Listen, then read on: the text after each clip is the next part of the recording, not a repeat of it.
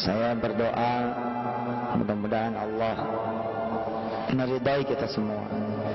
Karena tanpa ridha Allah Subhanahu wa taala, kita nggak bisa ngambil apapun yang Allah punya. Karena semuanya punya Allah. Qul, katakan, lillahil masyriqu wal maghrib.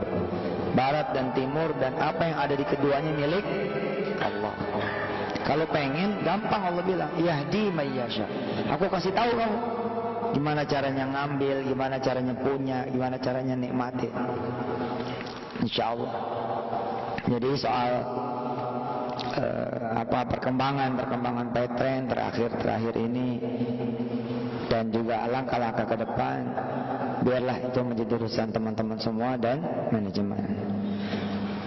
Tapi satu hal yang menjadi urusan saya pribadi adalah urusan asas, yakni urusan basic, urusan tauhidnya, urusan akidahnya, urusan akhlaknya. Saya pengen gitu ya, semua yang ikut bersama saya bukan cuma dapat duitnya doang gitu, tapi dapat iman, ya, dapat kemudian keyakinan, dapat juga kemudian rasa takut, ya. Rasa takut ini juga harus diminta. Kalau nggak diminta, ntar nggak ada takutnya. Takut maksudnya itu gimana? Ya yakin sama Allah, takut juga sama Allah. Al-yakin wal khauf. Ya, yakin dan takut. Jadi rasa takut itu juga kita harus punya. Nah, saya pengen bagaimana kemudian keluarga besar Paytrend juga menjadi orang-orang yang takut itu, takut rezekinya nggak benar, takut rezekinya nggak halal. Kalau berbuat maksiat takut Allah ini ngelihat gitu. Karena terhindar dari perbuatan maksiat dan dosa itu lebih mahal daripada harta apapun di dunia ini. Saudara menjadi leader yang penghasilannya miliaran, tapi sama Allah nggak ada takutnya. Waduh, nggak bakal cukup tuh nanti nebus siksa akhirat.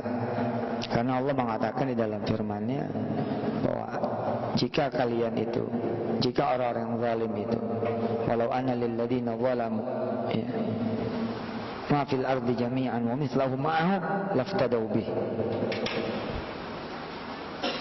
min su'il adabi yaumal qiyamah. Kalau sekiranya kita dan orang-orang yang zalim ini punya harta sebanyak bumi, seberat bumi, seluas bumi, segede bumi, bukan main tuh. Ini bukan cerita cuma tambang 1-2 gunung doang nih, tapi punya semuanya. Dan Allah bilang punya lagi yang serupa dengannya. Jadi ada 2 tuh. Niscaya mereka akan merintih dan bilang sama Allah, aku tebus siksa ini dengan harta yang kau pernah berikan kepada aku ya Allah. Allah bilang, gak butuh. Ya. Saya ngamanain banget tuh ke Mas Dedi.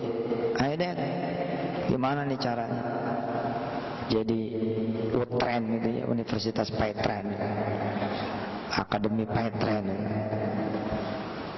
Dan cara kita kan terbukti lebih cepat. Untuk sebuah kampus membuat anak menjadi sukses bisa lama loh Pak, bisa panjang kali lebar gitu.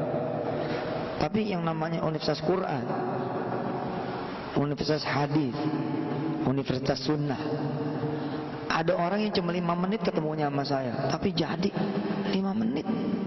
That's all.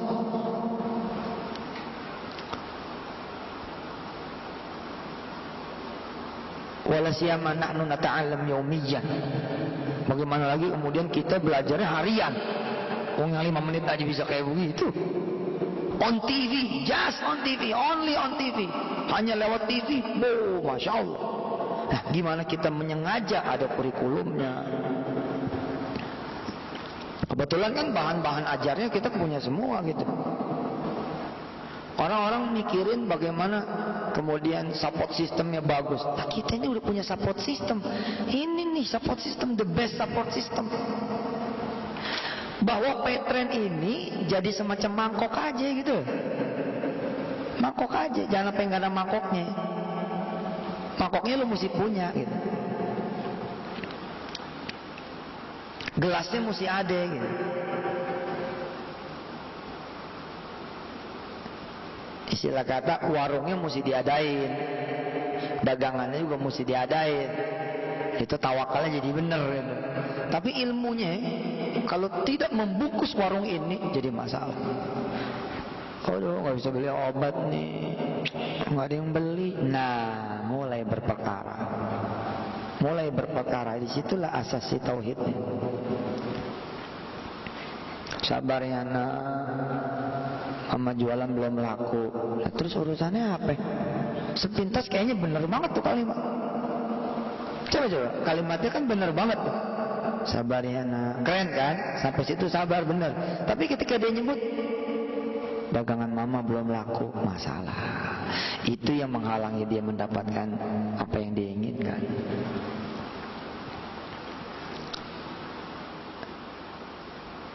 Dan ini perlu ilmu gitu, perlu belajar. Nah, saya mau ajar.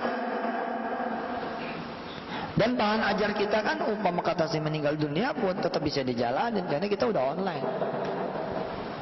Nah, bagaimana nge-push orang supaya bisa ngaji one day one ayat? Anda siapa? Saya Petren, Pak. Apa untungnya Petren? Alhamdulillah saya dulu nggak bisa ngaji, Pak. Sejak ikut Petren saya bisa ngaji. Itu demi Allah lebih membanggakan buat saya. Ketimbang apa? Saya pengalaman tuh datang ke leader. Ini rumah nih, ustadznya alhamdulillah wasilahnya. Tapi tetap dia ninggalin saya.